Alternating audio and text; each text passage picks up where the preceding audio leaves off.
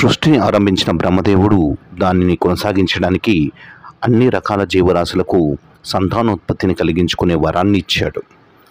ఇది సాధారణంగా జరిగే ప్రక్రియ. కానీ అన్ని జీవరాశుల్లో ఇప్పుడు సంతానలేమితో బాధపడుతున్నది మనిషి మాత్రమే. దీనికి కారణం ఏదైనా కావచ్చు. మనం తీసుకునే ఆహారం, మానసిక ఒత్తిడి, ఇది ఇలాగే కొనసాగి చివరికి జన్యు మార్పులకు దారితీసి ఇంకా తీవ్ర పరిణామాలను కలిగిస్తుంది. ఆధునిక వైద్యం ఎంత అభివృద్ధి చెందినా కొన్నిసార్లు సంతానలేమికి కారణాలను కనుగొనలేకపోతున్నది. ఇలాంటి సమయంలో సైన్స్ కూడా చేతులెత్తేసినప్పుడు మనిషి నమ్ముకునేది దైవాన్ని మాత్రమే.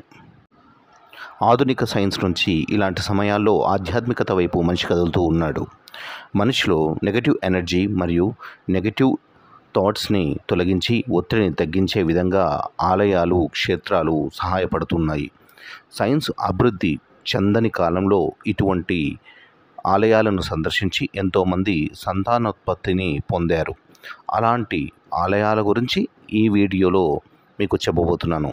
దయచేసి ఈ వీడియోని స్కిప్ చేయకుండా చివరి వరకు చూసి మీ వాళ్ళకి షేర్ చేయండి. అలాగే నా ఛానల్ని సపోర్ట్ చేసి సబ్స్క్రైబ్ చేసుకుంటారని ఆశిస్తున్నాను. ఇందులో మొదటిది గర్భరక్షాంబిక అమ్మవారి దేవాలయం. ఇది దక్షిణ భారతదేశంలోని తమిళనాడులోని తంజావూరు జిల్లాలోని తిరుక్కరగవూర్ అనే చిన్న గ్రామంలో ఉంది. ఇది చాలా పురాతన దేవాలయం. ఇక్కడ గర్భ అంటే గర్భమని, రక్ష అంటే రక్షించడమని, అంబిగై అంటే అమ్మవారు అని అర్థం. గర్భాన్ని రక్షించే తల్లి అని అర్థం. ఈ ఆలయం చుట్టూ పరిసర ప్రాంతాల్లో 100 కిలోమీటర్ల దూరం వరకు సంతానలేమితో బాధపడుతున్న వాళ్ళు ఒక్కరు కూడా కనిపించరు అంటే ఈ ఆలయం యొక్క విశిష్టత ఎంత ఉందో తెలుసుకోవచ్చు. ఈ ఆలయంలో ఒక చిన్న డబ్బ నెయ్యిని ప్రసాదంగా ఇస్తారు. ఈ నెయ్యిని మన సాధారణ నెయ్యిలో కలుపుకొని 48 రోజుల పాటు రోజు ఒక్కొక్క స్పూన్ భార్యాభర్తలు ఇరువురు తీసుకోవాల్సి ఉంటుంది. ఇలా తీసుకున్న దంపతులకు సంతానం కలుగుతుందని ఇక్కడి ప్రజల నమ్మకం. సంతానానికి అడ్డంకిగా ఉన్న అవరోధాలను తొలగించి గర్భాన్ని అమ్మవారు కాపాడుతారనేది ఇక్కడ ప్రజల యొక్క నమ్మకం. ఈ ఆలయానికి ఎలా వెళ్ళాలో ఇప్పుడు తెలుసుకుందాం. ఈ ఆలయానికి హైదరాబాద్ నుంచి అయితే కాచిగూడ నుంచి 07191 నెంబర్ గల ట్రైన్ ప్రతి సోమవారము రాత్రి 8:30 బయలుదేరుతుంది. అలాగే గర్భరక్షాంబికై అమ్మవారి ఆలయానికి దగ్గరగా ఉన్నటువంటి రైల్వే స్టేషన్ పాపనాశనం. ఇది సుమారు 10 కిలోమీటర్ల దూరంలో ఉంటుంది.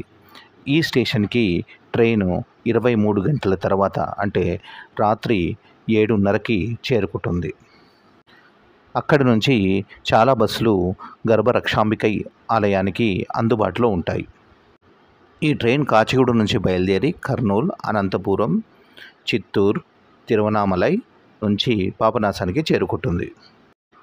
దీనికంటే ఒక బెటర్ ఆప్షన్ కాచిగూడ లేదా సికింద్రాబాద్ నుంచి చెన్నై ఎగ్మోర్కి చెన్నైకి చేరుకొని అక్కడి నుంచి కుంభకోణానికి చాలా ట్రైన్లు అందుబాటులో ఉన్నాయి.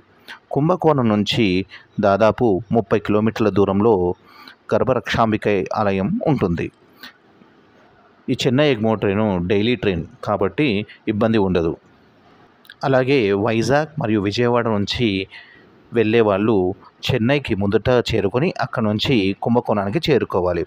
వీళ్ళకు కూడా చెన్నై ట్రైన్స్ అందుబాటులో ఉన్నాయి. మీకు ఇంకా ఏదైనా అనుమానాలు ఉంటే కామెంట్ సెక్షన్లో అడిగితే నేను వివరంగా తెలియజేస్తాను.